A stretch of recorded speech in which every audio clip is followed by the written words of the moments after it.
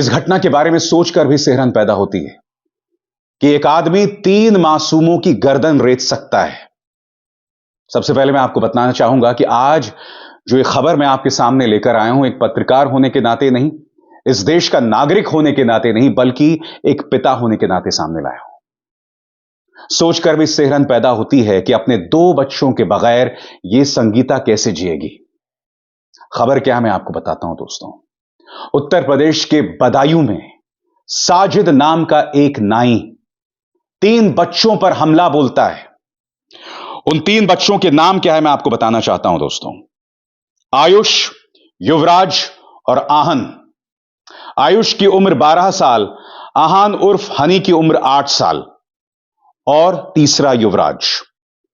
आयुष जिसकी उम्र 12 साल है, उसकी और हनी दोनों की गर्दन साजिद ने रेत दी। दोनों की मौत हो गई। युवराज इस वक्त बहुत ही गंभीर हालत में अस्पताल में भर्ती है। इस खबर को लेकर इस वक्त सोशल मीडिया में जबरदस्त प्रतिक्रिया हो रही है। लोगों में जबरदस्त नाराजगी है। जहां तक साजिद की बात है, पुलिस ने उसे मुठभेड़ में मार गिराया है।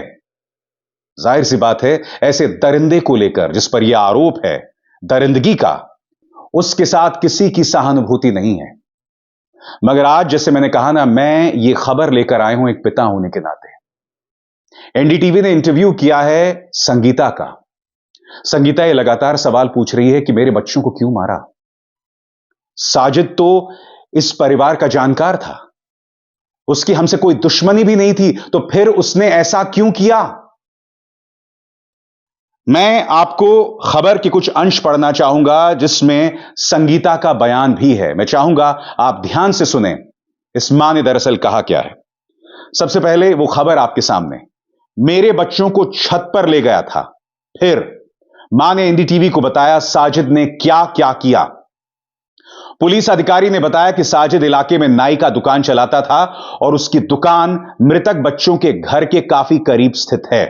उत्तर प्रदेश के बदायूं जिला मुख्यालय के थाना सिविल लाइंस क्षेत्र के बाबा कॉलोनी में मंगलवार देर रात 2 सगे भाइयों की चाकू से काटकर निर्मम हत्या कर दी गई, जबकि हमले में तीसरा भाई गंभीर रूप से घायल हो गया है। इस बीच पुलिस ने घटना के आरोपी को एक मुठभेड़ में मार गिराया है। एनडीटीवी ने मृतक की मां संगीता से जानना चाहा, आखिर साजिद ने क्यों इस खौफनाक काम को अंजाम दिया।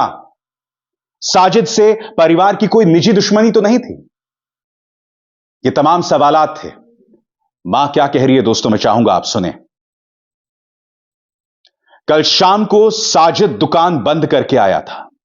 वैसे साजिद दुकान रात 8 बजे बंद कर देता है, लेकिन कल 6 बजे उसने दुकान बंद कर दी थी। उसके बाद वो यहां आया। मेरे बेटे आयुष ने बताया कि भैया क्लाचर लेने आए हैं।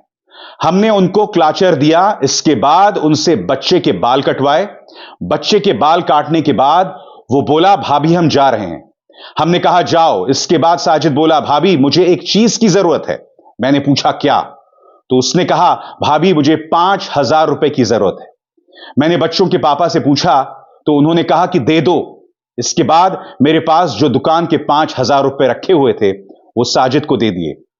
5,000 रुपए लेते समय साजिद ने बताया कि उनकी बीवी अस्पताल में भर्ती है, लगभग 11 बजे उसकी डिलीवरी होगी, इसीलिए उसे पैसे की जरूरत है। यह सोचकर भी सिहरन पैदा होती है कि यह आदमी पैसे मांगने आया था। इसकी बीवी की डिलीवरी होने वाली थी और फिर उसने इस निर्मम काम को अंजाम दिया। मैं चाहूंगा कि आज इस लम्हे में आप सिर्फ उस मां की आवाज सुने। संगीता ने बताया, साजिद ने बताया कि वो बहुत मुश्किल दौर से गुजर रहा है। टाइम काटना बेहद मुश्किल हो रहा है। तब मैंने कहा कि भाई टाइम कट जाएगा। फिर मैं चाय बनाने गई। मैंने उसे चाय भी पिलाई। वो चाय लेकर ऊपर चला गया। पहले पार्लर देखा, फिर बच्चों को लेकर छत पर चला गया। इसके बाद उसने मेरे बच्चों पर धारदार हथियार से हमला करना शुरू कर दिया। छत पर बड़ी बेरहमी से साजिद ने मेरे बच्चों को काटा। मेरा बीच वाला बेटा किसी तरह से उसकी पकड़ से छूटकर भाग गया। बीच वाले बेटे का अंगूठा भी कटा है। साजिद इसे भी मारने वाला था। संगीता यह सवाल पूछ रही कि मेरे बच्चों को क्यों मारा। हमारी तो तुमसे कोई दुश्मनी भी नहीं थी। हमारा तो कोई तुमसे झगड़ा भी नहीं था। साजिद को पुलिस ने मौत के घाट उतार दिया और जैसे मैंने कहा दोस्तों, जिस तरह की दरिंदगी का उस पर आरोप है, उसके साथ किसी की भी कोई हमदर्दी नहीं है। मगर आज जब ऐसी कोई घटना होती है तो आप उस घटना से खुद को दूर नहीं रख पाते हैं। कहने को यह एक आपराधिक घटना है और मैं उस सोच के खिलाफ हूं जिस तरह से इसे सोशल मीडिया पर प्रोजेक्ट किया जा रहा है, प्रेजेंट किया जा रहा है, जिसमें आप पूरे मुस्लिम धर्म पर निशाना साध रहे हैं। मगर जैसे मैंने कहा ना, ऐसी घटना से आप खुद को जुदा नहीं रख पाते हैं।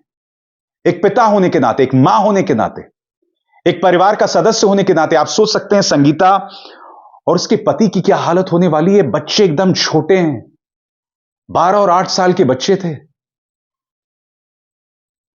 उन बच्चों को उस दरिंदे ने रेत दिया।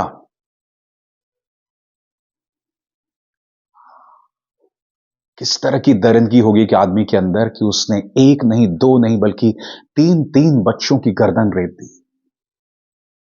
युवराज किसी तरह से बच गया और मेरी ईश्वर से यही प्रार्थना है कि वो बच जाए। मैं यही कहना चाहता हूं दोस्तों, हम सबकी संवेदनाएं संगीता और उनके पति के साथ होनी चाहिए।